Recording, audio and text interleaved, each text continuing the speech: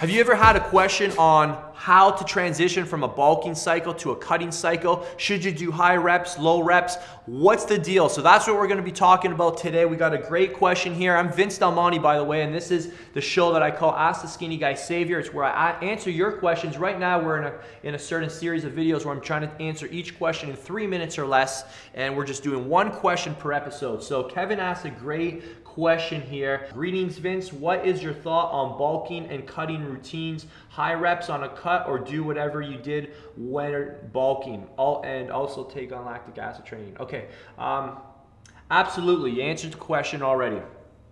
I recommend when you're transitioning from a bulk to a cut, you use the same protocol that you used for the bulk. Assuming your end goal is to maximize your muscularity, your fullness, you want to look hard and big. I'm assuming you've got, you're striving more for that muscle model bodybuilding look.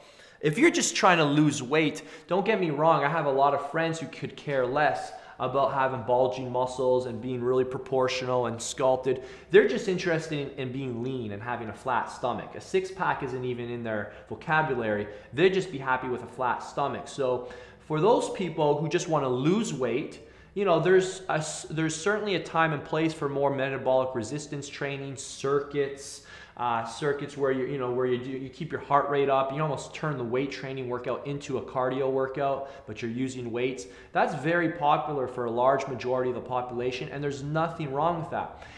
Unless your goal is to look like a bodybuilder, look like a muscle model, and you want to be big, strong, and muscular, you've got to keep the stimulus the same way you did initially to solicit the muscle in the first place. So you need to keep the loads varied between 6 and 12, the rest periods relatively short, between 30 and 75 seconds. You want to use a variety of exercises. You want to focus on fatiguing the muscle. And you made a great mention, lactic acid is actually an extremely powerful indicator of what will happen to your physique. People who introduce a lot of lactic acid to their physiques, whether it's through weights or cardiovascular, are extremely lean. So any method that generates a lot of lactic acid in your body is extremely, extremely powerful for hypertrophy as well as fat loss. So lactic acid training is very, very valuable. The main reason I'm not a huge fan of doing like circuit style workouts, like a lot of body weight training, stuff like that. For fat loss is the weight training component is that the loads are too light. They're just not sufficient enough to stimulate the fibers to stay big and muscular.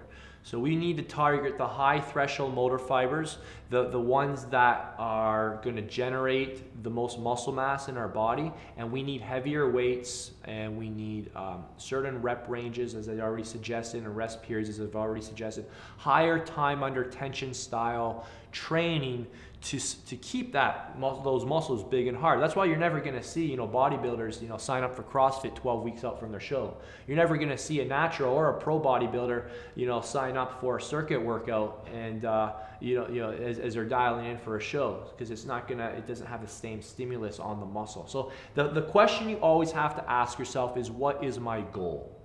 What is my goal? How do I want to look? 30 seconds? All right, I'm gonna finish early today. Always ask that question, always be smart, and I wanna hear your feedback. Do you agree?